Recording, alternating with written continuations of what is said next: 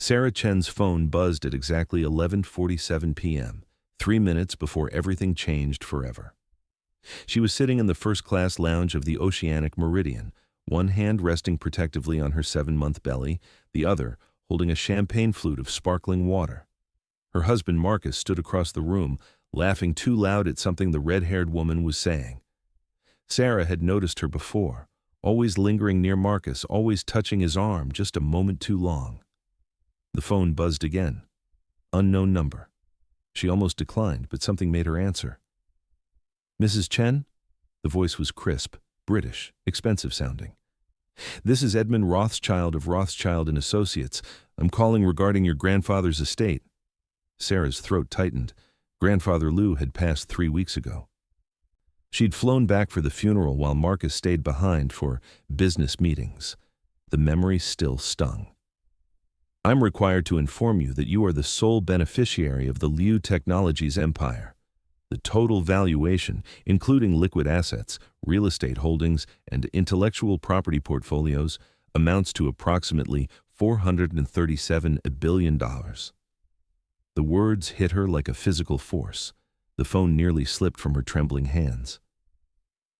"There are conditions, of course," Rothschild continued, his voice becoming quieter, almost conspiratorial. "Your grandfather insisted the inheritance remain confidential for 90 days. He included a rather unusual stipulation. He wanted you to see who truly valued you for yourself, not your fortune. The formal reading is scheduled for 3 months from today." Sarah's eyes found Marcus again. He was leaning in close to the red-haired woman now, whispering something that made her throw her head back with laughter. Sarah's hand moved to her belly. Their daughter, she'd just found out it was a girl, kicked hard as if she knew something was wrong. "Mrs. Chen, do you understand the terms?" "Yes," she whispered. "Tell no one for 90 days. "Correct. I should mention, your grandfather was quite specific. He expressed concerns about your marriage. He wanted you to have time to observe." The ship lurched violently. Sarah grabbed the armrest as glasses shattered across the marble floor. Passengers screamed. The lights flickered once, twice, then emergency sirens began wailing through the corridors. Over the intercom, a voice fought to remain calm. "All passengers proceed immediately to muster stations. This is not a drill. I repeat, this is not a drill." Marcus's head snapped toward her, his face pale. But he wasn't looking at Sarah. He was looking at the red-haired woman whose eyes had gone wide with terror. And in that moment, watching her husband's first instinct, Sarah understood something that made her blood run cold. The ship tilted sharply to starboard. Somewhere deep below, metal groaned like a dying animal. What Sarah didn't know yet was that Marcus had already made his choice. The corridor to the lifeboats was chaos incarnate. Water was already ankle-deep, rushing through the tilted hallway in freezing torrents that seemed to come from everywhere at once. Sarah held her belly with both hands, fighting through the surge of panicking passengers, searching desperately for Marcus in the strobe-lit madness. "Marcus!" Her voice disappeared into the screaming. Someone shoved past her, nearly knocking her into the wall. A child was crying somewhere close by, the sound cutting through everything else. The ship groaned again, listing further, and Sarah had to grab a handrail to keep from sliding across the floor. Then she saw him. Marcus was 50 feet ahead, his hand clasped around the red-haired woman's wrist, pulling her toward the stairs that led to the upper deck. He was looking back, but not at Sarah. He was checking to make sure the woman was keeping up. "Marcus!" This time he heard her. He turned, and for a moment, their eyes met across the flooding corridor. Sarah saw something flicker across his face. Guilt, maybe, or calculation. But what she didn't see was the immediate rush of concern, the instinctive movement toward her that should have been automatic. Instead, he hesitated. The red-haired woman tugged at his arm, shouting something Sarah couldn't hear. Marcus looked between them, his pregnant wife and this stranger, and Sarah watched in real time as he made a decision that would haunt them both forever. He turned away. "No!" Sarah lurched forward, but another surge of water hit her knees, stealing her balance. She went down hard, her hands instinctively protecting her belly as she hit the floor. The cold knocked the breath from her lungs. Strong hands grabbed her shoulders, hauling her up. an older man with a crew uniform, his face grim with determination.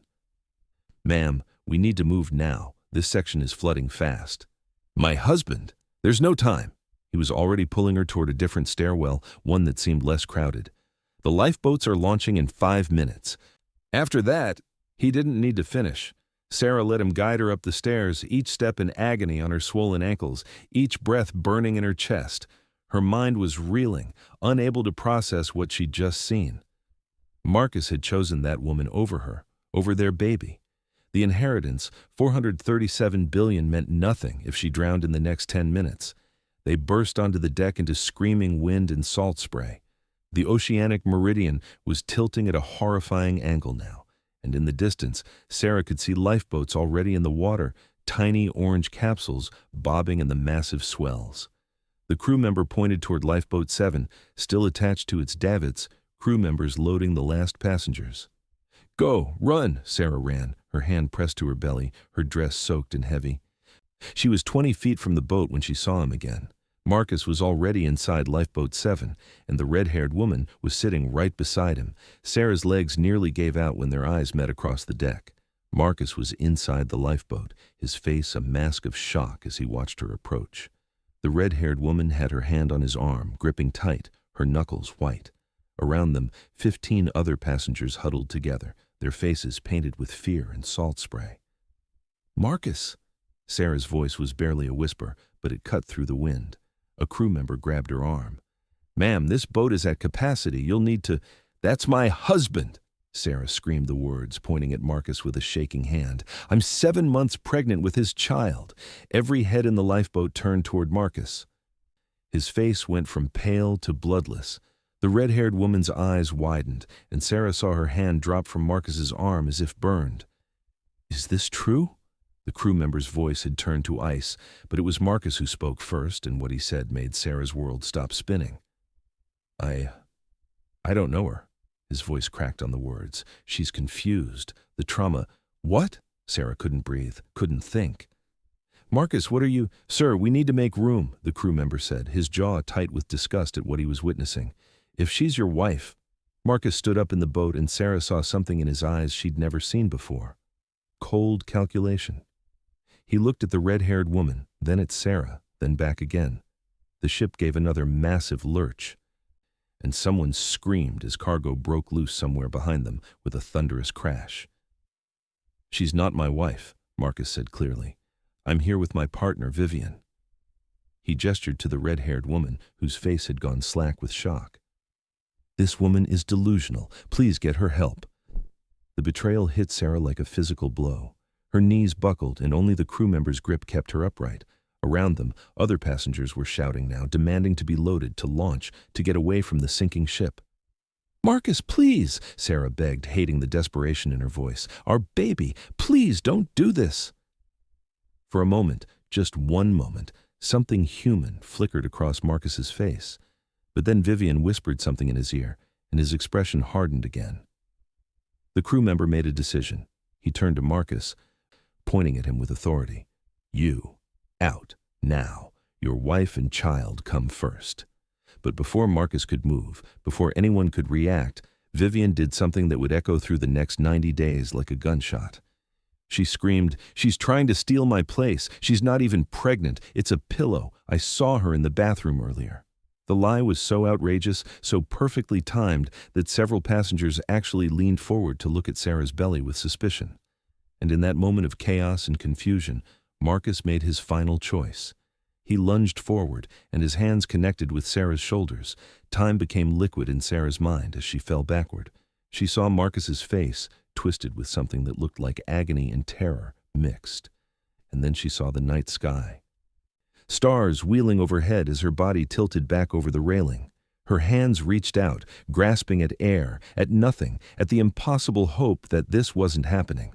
The crew member's shout of "No" stretched out forever. And then the cold swallowed her whole. The Atlantic in March was a knife made of ice. It punched into Sarah's lungs, stealing her breath, stealing thought itself. The dress wrapped around her legs like seaweed. She kicked, fighting toward the surface she couldn't see, her lungs screaming, her baby, oh God, her baby. Her head broke the surface and she gasped, choking on salt water and foam. The ship was a wall of steel beside her, tilting at an impossible angle, lights blazing against the darkness. Above, she could hear screaming, could hear the mechanical whir of lifeboats being lowered. She couldn't see Lifeboat 7. Couldn't see Marcus. A wave lifted her up, then dropped her into a trough so deep the ship disappeared from view. Panic clawed at her throat. The cold was already seeping into her bones, making her limbs sluggish, making thought difficult. I'm going to die. We're both going to die. But then something hit her leg. Sarah spun in the water, her hands reaching out instinctively, expecting debris or worse. Instead, her fingers closed around a life vest, and attached to it was a person. A small person with her eyes closed and blue lips, the crying child from the corridor. The girl couldn't have been more than 6 years old, unconscious, her small body limp in the oversized life vest. Sarah didn't think. She grabbed the child, pulling her close, keeping her head above water, her other arm wrapped protectively around her own belly. "Stay with me," Sarah whispered to them both. "Please stay with me." In the distance, she could see lifeboats pulling away from the ship, their small lights like fireflies on the black water. None of them were coming back. They were running from the suction that would happen when the oceanic meridian made her final plunge. Sarah knew she should swim, should try to get away from the ship, but the cold had stolen her strength. The best she could do was keep kicking, keep the child's face above water, keep her own head up. That's when she heard the helicopter. It was distant at first, just a rhythmic thumping barely audible over the wind and waves, but it was getting closer. Hope surged through her chest, cruel, painful hope that felt worse than the cold. The searchlight swept across the water, impossibly bright, impossibly close. And then it found her. But as hands reached down to pull her up, as the rescue basket lowered on its cable, Sarah looked back at the lifeboats one last time. She saw Lifeboat 7. Saw Marcus's face staring up at the helicopter in absolute horror. He had just realized what he'd done. The hospital in Halifax smelled like antiseptic and regret. Sarah lay in the private room they'd given her, monitoring equipment beeping steadily, tracking her heartbeat and the baby's. Dr. Morrison had used the word miracle 4 times already. The baby was fine. Sarah was suffering from mild hypothermia and shock, but she was alive. The little girl, Emma Rodriguez, they'd learned, was in pediatric ICU, stable, recovering. Her parents had been in Lifeboat 12. They'd been reunited an hour ago, and Sarah had heard the mother's sobs of relief from down the hallway. "Mrs. Chen?" A woman in a crisp suit entered, followed by 2 police officers. "I'm Detective Morrison with Maritime Security. I need to ask you some questions about what happened on the ship." Sarah's hand moved instinctively to her belly. "Where is he?" The detective's face remained neutral, but something flickered in her eyes. "Your husband is currently being held for questioning. Several crew members and passengers have come forward with statements about the incident on the deck. What he did," she paused, choosing her words carefully. "Pushing a pregnant woman off a ship is attempted murder, Mrs. Chen." The words should have brought satisfaction. Instead, Sarah felt hollowed out. "There's something else," Detective Morrison continued, pulling out a tablet. She tapped the screen and turned it toward Sarah. "This woman, Vivian Hartley, has been giving interviews to the press. She's claiming that you attacked her, that your husband was protecting her, that the whole thing was a tragic accident." Sarah stared at the frozen image on the screen. Vivian, makeup perfect despite the ordeal, tears streaming down her face, Marcus's hand visible at the edge of the frame. The caption read, "Hero husband describes tragic misunderstanding." "They're saying I'm the villain," Sarah whispered. "Some outlets are, yes. But we have witnesses. The crew member who tried to stop it, several passengers who heard the exchange. The truth will come out." The detective's voice softened. "Mrs. Chen, I need you to tell me everything, starting with why your husband might have wanted to harm you." And that's when Sarah remembered. The inheritance. $437 billion. Marcus didn't know. Nobody knew except her and Edmund Rothschild. Her grandfather had wanted her to see who truly valued her, and she had seen it in the most horrifying way possible. But now she had a choice to make. If she revealed the inheritance, the entire world would know. The 90-day confidentiality period would be broken. Marcus would fight for the money, claim it as marital property. He might even accuse her of causing the tragedy somehow, of manipulating events. "Mrs. Chen?" the detective prompted. Sarah made her decision. "I don't know why he did it. We'd been having problems. He was having an affair with that woman. But I never thought—" Her voice broke, and the tears that came were entirely real. The detective nodded, making notes. "We'll need a full statement, but for now, rest. You've been through—" The door burst open. A man in an expensive suit breathing hard. "Stop. Don't say another word." Edmund Rothschild had arrived, and behind him was someone Sarah never expected to see. Her grandfather's attorney wasn't alone. Behind Edmund Rothschild stood a woman Sarah recognized from business magazines, Catherine Liu, her grandfather's former protege and the current interim CEO of Liu Technologies. She was in her 50s with steel gray hair and eyes that seemed to calculate everything in nanoseconds. "Everyone out," Rothschild said with quiet authority. "Attorney-client privilege. Now." The detective looked ready to argue, but something in Rothschild's tone made her reconsider. She gestured to the officers, and they filed out, closing the door behind them. The room suddenly felt smaller, charged with a tension Sarah didn't fully understand. Catherine Liu spoke first. "Your grandfather saw this coming." Sarah's head spun. "What?" "Not the specifics, obviously." Catherine moved to the window, her back to Sarah. "But he knew Marcus was a threat.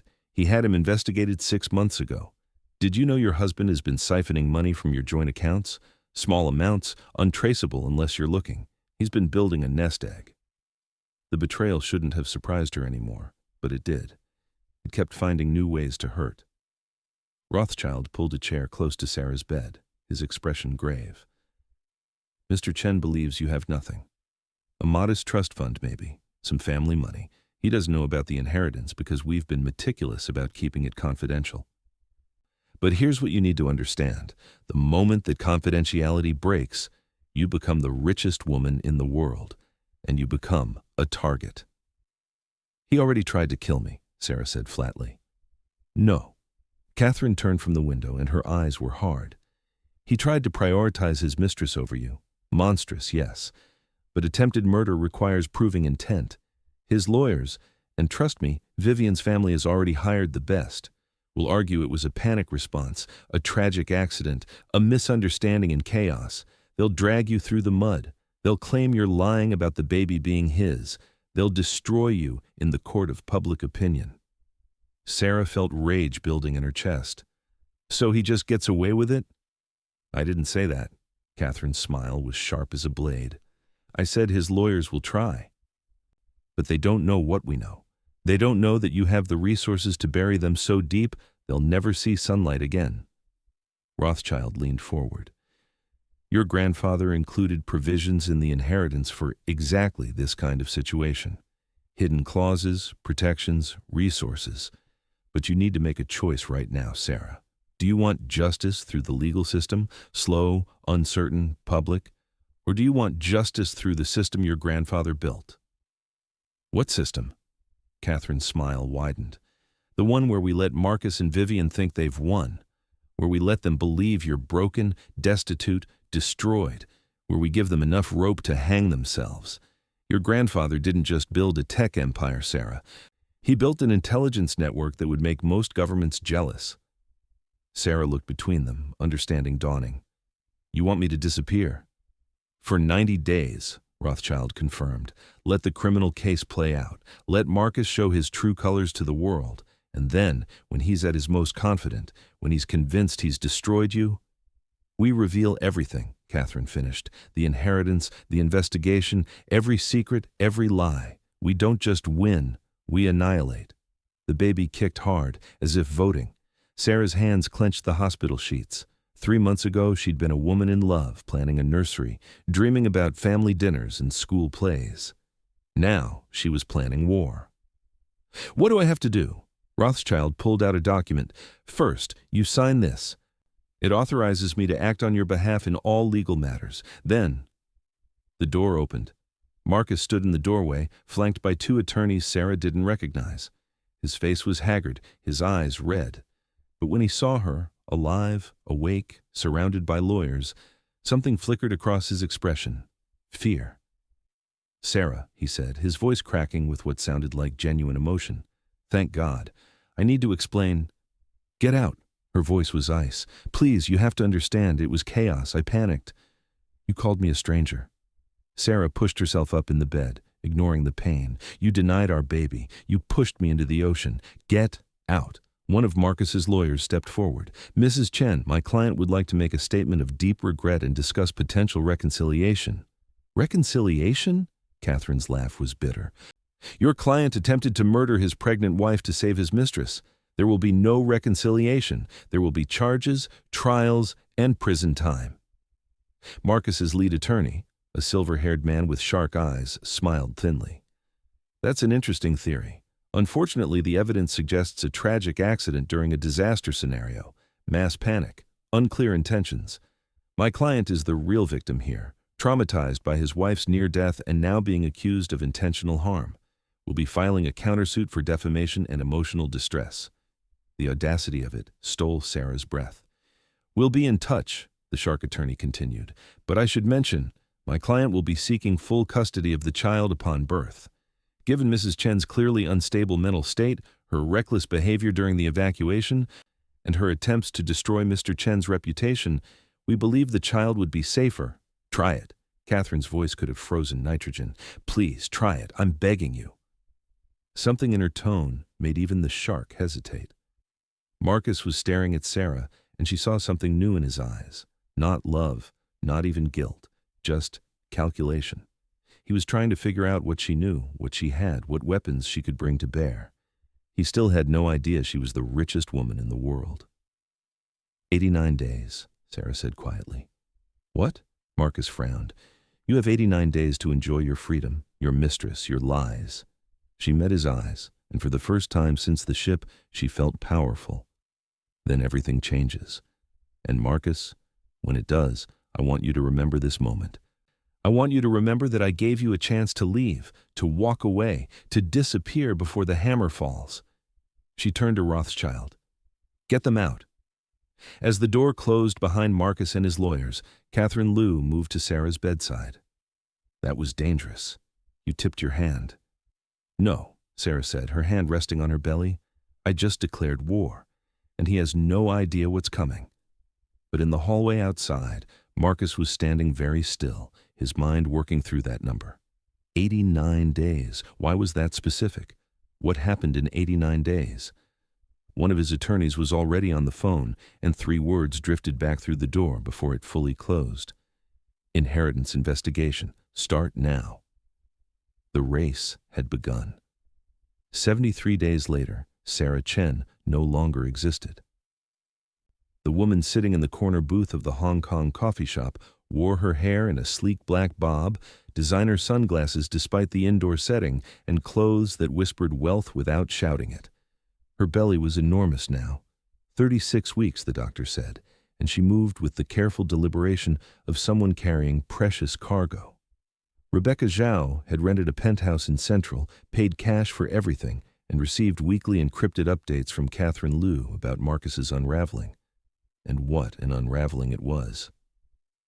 Sarah scrolled through her tablet, reading the latest report with grim satisfaction.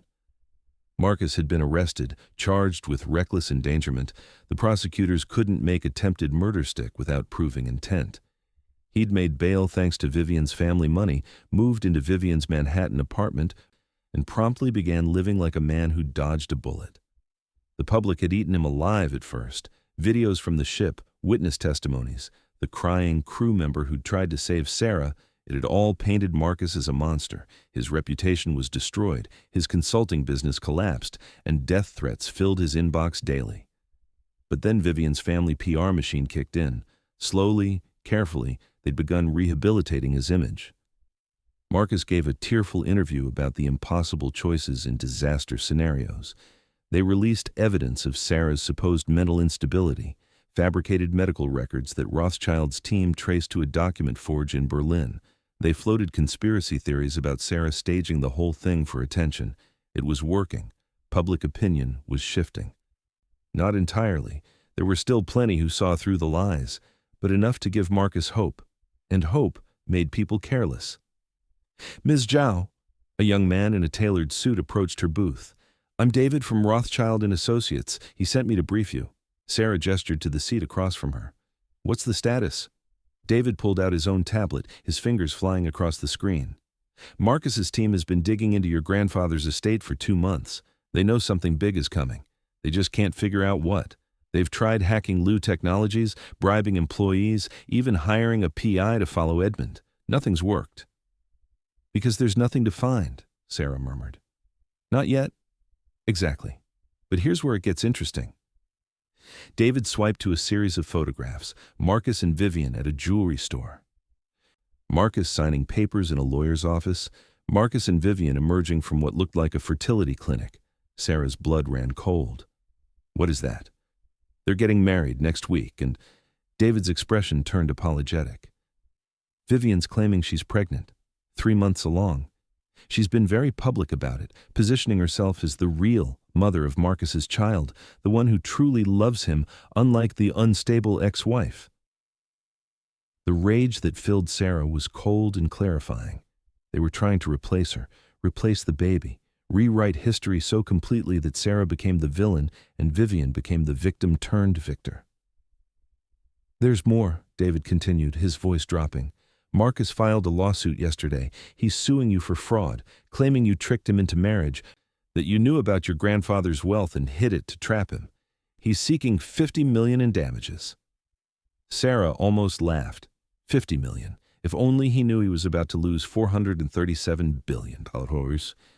"How long until the reading?" she asked. 16 days, and Sarah... David used her real name for the first time. "There's something else. We've been monitoring Marcus's communications. He's hired someone. We don't know who yet, but the price tag was substantial. We think..."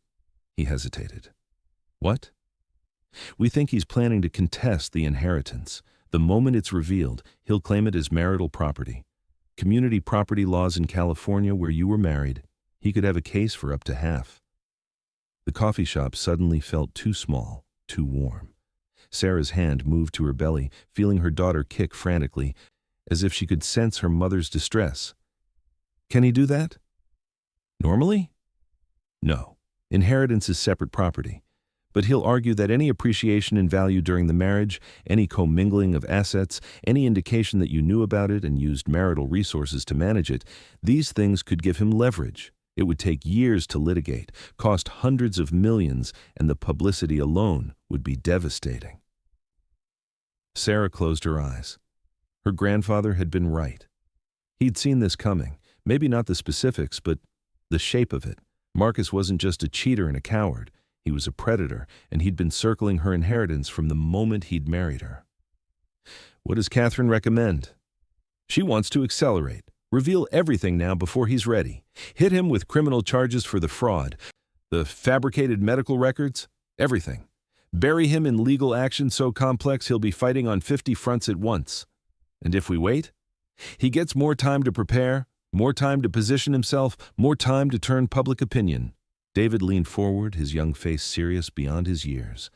"But there's an upside to waiting. In 16 days, your baby will be born. And the moment she takes her first breath, she becomes an heir, protected under your grandfather's trust provisions in ways Marcus never could be." Sarah's breath caught. He protected her too? "Your grandfather's will includes clauses specifically protecting any heirs you might have. Once she's born, that money flows to her as much as to you. Marcus would have to sue his own daughter to get access. The optics alone would destroy him." It was brilliant. Ruthless and brilliant. Her grandfather had built a fortress around his legacy, and Sarah and her daughter were safe inside it. 16 days, Sarah whispered. "Can you make it?" Before Sarah could answer, her phone buzzed. Unknown number. Her heart rate spiked. Who had this number? Only Catherine, Edmund, and David knew how to reach Rebecca Zhao. She answered. "Hello?" Heavy breathing on the other end, then a woman's voice cracking with emotion. "Sarah Chen?" Who is this? My name is Elena Hartley. I'm Vivian's sister. A pause. And I need to tell you what they're planning. Because if I don't, they're going to kill you. The coffee shop tilted. David's hand shot across the table, steadying her as her vision swam. What did you say? Meet me. Tonight. Alone. I'll tell you everything. Elena rattled off an address in Kowloon. And Sarah, bring protection. My sister. Her voice broke. My sister isn't pregnant, but you are, and they're going to take her. The line went dead. Sarah looked at David, her hand pressed protectively over her belly. 16 days until the reading. But maybe Marcus wasn't planning to wait that long. Maybe he was planning to take the inheritance the old-fashioned way, by making Sarah disappear. The warehouse in Kowloon was exactly the kind of place people disappeared. Sarah knew it was a trap. David knew it was a trap. Catherine Liu, speaking through Sarah's earpiece from Liu Technologies headquarters, definitely knew it was a trap. But Elena Hartley had sent proof, photographs of documents, encrypted messages between Marcus and a man identified only as V, references to acquisition timeline and asset transfer. They were planning something, and Sarah needed to know what. I have 12 security personnel in position. Catherine's voice crackled in Sarah's ear. The moment you give the signal, they move in. But Sarah, if this goes wrong... It won't. Sarah's hand rested on her belly. Her daughter, she decided to name her Grace, after her grandmother, was eerily still, as if she knew to stay quiet during danger. David was in a van 2 blocks away, monitoring everything through the microcamera in Sarah's necklace. I see heat signatures inside. 3 people. Elena's definitely there, but Sarah, the other 2. I know. Sarah approached the warehouse entrance, each step careful. She was 9 months pregnant, enormous, vulnerable. If they wanted to hurt her, now was the time. The door was unlocked. Inside, emergency lighting cast everything in sickly green. Elena Hartley stood in the center of the space, her face pale, her hands shaking. She looked nothing like her sister. Where Vivian was polished and predatory, Elena was soft, worn down by something that looked like guilt. Thank you for coming, Elena whispered. Where are the others? Sarah asked, her eyes scanning the shadows. What others? That's when the lights came on, blindingly bright. Sarah spun, her heart hammering, and saw them emerge from behind a shipping container. Marcus, Vivian, and a man Sarah didn't recognize. Tall, muscular, with the dead eyes of someone who'd done terrible things for money. Hello, Sarah, Marcus said. His voice was different now. No pretense of love or regret. Just cold calculation. Or should I call you Rebecca? Nice disguise. Took us a while to track you down. Vivian was smiling, one hand resting on her flat belly. Did you really think we'd fall for the pregnancy lie? We know you're not pregnant, Elena. That was pathetic. Sarah's blood turned to ice. She looked at Elena, saw the woman's face crumble with despair, and understood. Elena wasn't Vivian's sister. She was one of Marcus's hired actors, bait to draw Sarah out. Catherine, Sarah breathed. Now. Nothing happened. Marcus's smile widened. Your security team? They received a very lucrative offer about 20 minutes ago. Turns out everyone has a price, even the loyal soldiers of Liu Technologies. David's voice erupted in her earpiece. Sarah, get out. They're jammed. I can't reach Catherine. The earpiece went dead with a pop of static. Sarah was alone. Here's what's going to happen, Marcus said, moving closer. The man with dead eyes moved with him, blocking the exit. You're going to sign some papers, transfer some assets, make this very easy for everyone. And if you do, we let you and the baby live. You disappear to whatever hole you've been hiding in. We get what we're owed, and everyone walks away. What you're owed? Sarah's voice shook with rage. You tried to kill me. No. Vivian stepped forward, her face twisted with something ugly. He tried to save me. You were in the way, just like you've always been in the way. But you won't sign the papers, will you? You're too stubborn, just like your grandfather. The way she said grandfather made Sarah's stomach drop. What do you know about my grandfather? Vivian's laugh was bright and terrible. Oh, sweetie, did you really think Marcus found you by accident? That he fell in love with you randomly? We've been planning this for 3 years, ever since Liu Technologies started those clinical trials. ever since we realized how much your grandfather's cancer treatment patents were going to be worth."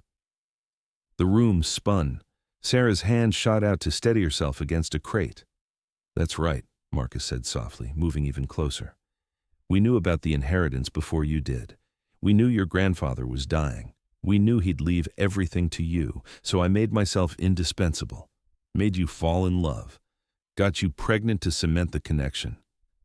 His smile was a knife, and it almost worked perfectly. "Except you survived." The man with dead eyes pulled out a syringe. The liquid inside caught the light, amber and threatening. "This is a sedative," Vivian explained, her voice almost gentle. "You'll sign the papers while you're under. We have a very talented forger who can match your signature perfectly.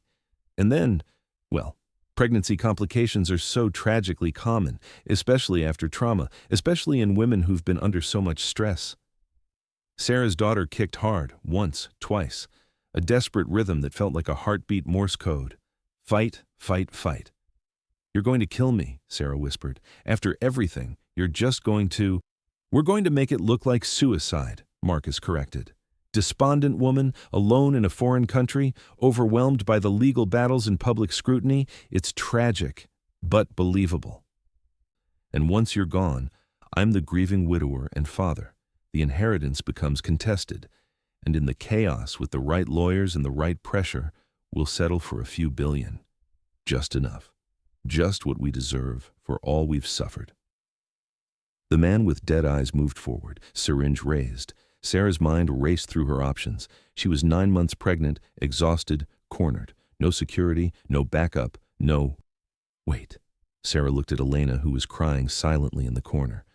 Then she looked at Marcus, really looked at him, and saw what she'd been too in love to see before. Desperation.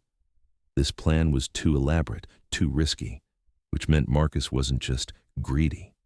He was in debt. "How much do you owe them?" Sarah asked quietly. Marcus's eye twitched. Bullseye. "Vivian's family didn't hire those lawyers out of love," Sarah continued, her voice gaining strength. "They hired them because you promised them a return on investment. How much, Marcus? 50 million? 100? How deep is the hole you dug?" Vivian's face flickered with something. Anger, maybe, or fear. "It doesn't matter," Marcus snapped, but his voice had lost its confidence. "It does to Vivian's family." Sarah looked at Vivian directly. "They're investors, aren't they? They fronted the money for this whole operation, the lawyers, the PR campaign, the bribes. They're expecting a massive return. But if I die under suspicious circumstances, if this looks like murder instead of suicide, the inheritance gets locked up in probate for years, maybe decades, and they get nothing." Sarah saw the calculation happening in Vivian's eyes. Saw doubt creeping in. "She's stalling," the man with dead eyes said. His voice was wrong, too educated, too refined for a hired thug. Sarah's mind cataloged that detail and kept talking. "Vivian, think about this. If he's lying to me, he's lying to you. Did he tell you about Lu Technologies' security protocols, about the dead man's switches my grandfather built into the inheritance? If anything happens to me, everything goes to charity, every single dollar. That's what the 90-day waiting period was for, to make sure I survived long enough to inherit safely." She was making it up as she went along, but it sounded true enough. And more importantly, it sounded like something a paranoid tech billionaire would do. Vivian's hand dropped from her belly. "Marcus?" "She's lying," Marcus said, but his voice cracked. "Am I?" Sarah pressed. "Edmund Rothschild has spent his entire career protecting fortunes from people exactly like you. You think he didn't plan for this? You think my grandfather didn't see this coming?" She laughed, bitter and sharp. "He saw you. He knew what you were before I did. That's why he built the trust this way. That's why he gave me 90 days. He wanted me to see your true face before the money complicated things." "Enough," the man with dead eyes said. He moved toward Sarah, syringe raised. And then he stopped, because Sarah's water had just broken. The fluid pooled on the concrete floor, unmistakable, undeniable.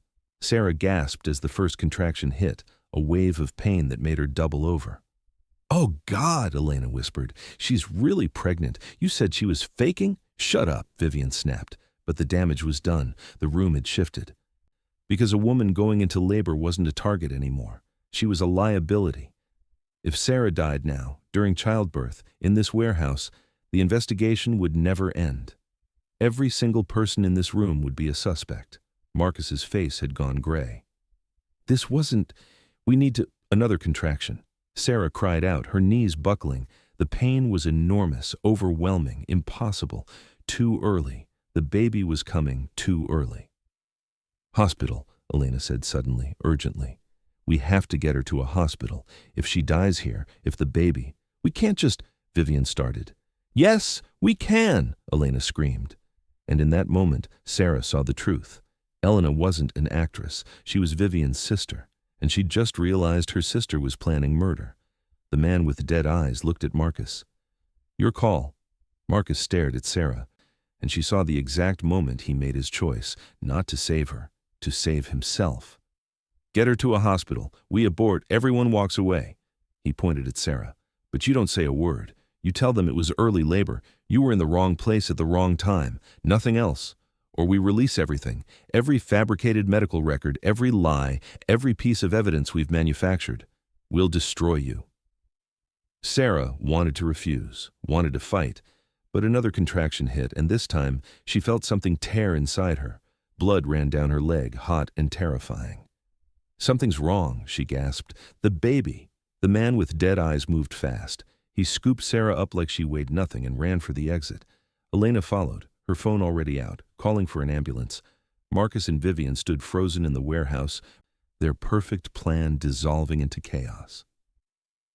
As they burst into the night air, as Sarah felt consciousness slipping away from pain and blood loss, she heard sirens. Close. Getting closer. And then Catherine Liu's voice, not from an earpiece but from a speaker somewhere overhead, amplified and clear. Marcus Chen, you are under arrest for attempted murder, conspiracy to commit fraud, and kidnapping. Police vehicles screamed into the parking lot from every direction. Catherine herself emerged from an unmarked car, her face grim and satisfied. The man carrying Sarah set her down gently as paramedics rushed forward. He looked at Catherine and nodded once. Not a thug, not a killer, an undercover agent. Sarah's vision blurred as they loaded her onto a stretcher. She saw Marcus being forced to his knees, saw Vivian screaming about lawyers, saw Elena crying in the corner. You recorded everything, Sarah whispered to Catherine as they wheeled her toward the ambulance. Every word. Catherine's smile was sharp. Your grandfather always said, give them enough rope to hang themselves. You did beautifully. The baby is going to be fine. We have the best neonatal team in Hong Kong waiting. You're both going to be fine. As the ambulance doors closed, as the pain swallowed her whole, Sarah's last thought was simple and savage. He loses everything, and I survive. But what she didn't know, what she couldn't know as they raced through Hong Kong streets, was that Marcus had one final card to play, and he'd just made a phone call that would change everything. 17 hours later, Sarah Chen held her daughter for the first time. Grace Liu Chen weighed 5 pounds, 4 ounces. She was tiny, perfect, and absolutely furious at being evicted from the womb 3 weeks early. Her cries filled the private hospital room with indignant rage that made Sarah laugh through her tears. She has your temper, Catherine Liu observed from the corner, where she'd been standing guard since Sarah came out of surgery. Your grandfather would have loved her. Sarah couldn't speak, could only stare at this impossible creature she'd made, this person who'd survived an ocean and a betrayal and a conspiracy. Grace's tiny hand wrapped around Sarah's finger, gripping with surprising strength. The news broke an hour ago, Catherine continued, pulling out her tablet. The recordings, Marcus's confession, the whole conspiracy, every major outlet in the world is running the story. Sarah looked up. And Catherine turned the tablet around. The headline made Sarah's breath catch. Billionaire heiress survives husband's murder. Plot, the 407B inheritance he never knew about. Below it, a photo of Marcus being led away in handcuffs. His face was a mask of shock and rage. He'd just learned what he'd lost, what he'd thrown away when he pushed her off that ship. How is he? Sarah started. Destroyed. Catherine's voice held no sympathy. The evidence is overwhelming. The recordings from the warehouse, the witness testimony from the ship, the forensic accounting showing he'd been stealing from you for months. His lawyers have already abandoned him. Vivian's family has released statements saying they were deceived by a con artist. Even Vivian herself is claiming she was manipulated. Sarah should have felt satisfaction, should have felt vindicated. Instead, she just felt tired. What about the baby she claimed to be carrying? Fake. Publicity stunt. She's being investigated for fraud. Catherine moved closer, her expression softening. Sarah, it's over. You won. The inheritance is secure, your daughter is healthy, and Marcus will spend the next 20 years in prison. But Sarah was looking at her phone, at the thousands of messages flooding in. Death threats to Marcus, marriage proposals to her, media requests, investment opportunities, people she'd never met claiming to be family. This was her life now. 437 billion, the most watched woman in the world, a target for every opportunist, every gold digger, every person who saw her as a prize to be won or a resource to be exploited. I want to disappear, Sarah whispered. Take Grace and just vanish. You can't. Catherine's voice was gentle but firm. The moment you inherited, you became responsible for Liu Technologies, 138,000 employees, cutting-edge research that could change the world, technologies that could save millions of lives. Your grandfather didn't just leave you money, he left you a mission. Grace made a small sound, something between a cry and a coo. Sarah looked down at her daughter's face, saw her grandfather's eyes staring back at her, and understood. This wasn't just about revenge anymore. It wasn't about surviving or winning.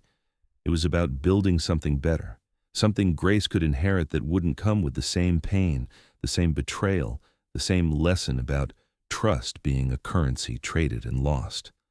What did my grandfather want me to do? Sarah asked. Catherine smiled. Change everything. He spent 50 years building an empire. He wanted you to spend the next 50 years transforming it into something that actually helps people. Not just another tech conglomerate chasing profits, something revolutionary. A knock at the door. Edmund Rothschild entered, carrying an ornate wooden box. He approached the bed with the reverence of a man delivering something sacred. Your grandfather left you one more thing, he said softly. Instructions to be opened only after Grace was born. He set the box on the bed. Sarah opened it with one hand, the other still holding her daughter. Inside was a letter in her grandfather's handwriting, shaky but determined. My dearest Sarah, if you're reading this, you've survived. You've seen the worst of human nature and lived through it. You've brought my great-granddaughter into a world that tried to destroy you both. I'm so proud of you. Now comes the hard part. The money isn't yours to spend, it's yours to deploy. I've built weapons disguised as businesses, algorithms that manipulate, technologies that divide. I was brilliant, but I wasn't good. Not really. I created tools that made me rich while making the world smaller, meaner, more afraid. I'm trusting you to do what I couldn't. Tear it all down if you need to. Rebuild from scratch. Use every dollar to make the world worthy of Grace's future. Not my legacy, yours. And Sarah? The best revenge isn't watching Marcus suffer. It's becoming so powerful, so successful, so transformative that he becomes a footnote in your story. An unfortunate prologue to something magnificent. Make me obsolete. Make my empire look like a prototype. Build something so beautiful it justifies every hardship you've endured. Your grandfather always, Liu Wei. Sarah read the letter 3 times, tears streaming down her face. Grace had fallen asleep against her chest, tiny and trusting and perfect. What happens now? Sarah asked. Catherine and Edmund exchanged glances. Then Catherine spoke. Tomorrow, the board meets. They'll vote on whether to confirm you as CEO of Liu Technologies. They'll challenge you, test you, try to maintain control. But you hold the majority shares. The power is yours. What do you want to do with it? Sarah looked at her sleeping daughter, looked at the tablet showing Marcus's fall from Grace, looked at the letter from a man who'd seen his own darkness and wanted desperately to give his granddaughter the chance to be light. I want to build schools, Sarah said slowly, the vision forming as she spoke. Real schools, in places that have none. I want to fund research into diseases that don't have profitable treatments. I want to create technologies that connect people instead of dividing them. I want to use every single dollar to make sure no woman ever has to choose between safety and survival, between love and security. She looked up, and her eyes were steel. And I want Marcus to watch from prison as I do it. I want him to see exactly what he lost, not just the money, but the chance to be part of something that mattered. Edmund nodded slowly. Your grandfather would approve. I don't care if he would approve, Sarah said, and there was power in her voice now. This isn't about him anymore. It's not even about Marcus. It's about making sure Grace grows up in a world where predators don't win, where betrayal has consequences. Where women aren't prizes to be stolen or pawns to be sacrificed. Catherine's smile was fierce. Then let's get to work. As they left, as Sarah was finally alone with her daughter, she looked out the window at Hong Kong's glittering skyline. Somewhere out there, Marcus was in a cell, finally understanding what he'd lost. Somewhere, other predators were watching, learning, calculating. Let them try. Sarah Chen was no longer the naive woman who'd stood on that ship deck. She was the woman who'd survived the fall, protected a stranger's child in freezing water, endured labor while surrounded by enemies, and emerged holding everything she'd been meant to lose. She was 437 billion of fury wrapped in purpose. She was her grandfather's heir and her daughter's mother. She was just getting started. Grace stirred against her chest, and Sarah whispered the promise she'd spend the rest of her life keeping. No one will ever push you off a boat, baby girl. I'll make sure of it. I'll change the whole damn world to make sure of it. Outside, the sun rose over Hong Kong. Inside room 437 of the private hospital, the richest woman in the world held her daughter and planned a revolution. The lifeboat betrayal was over. The empire was just beginning.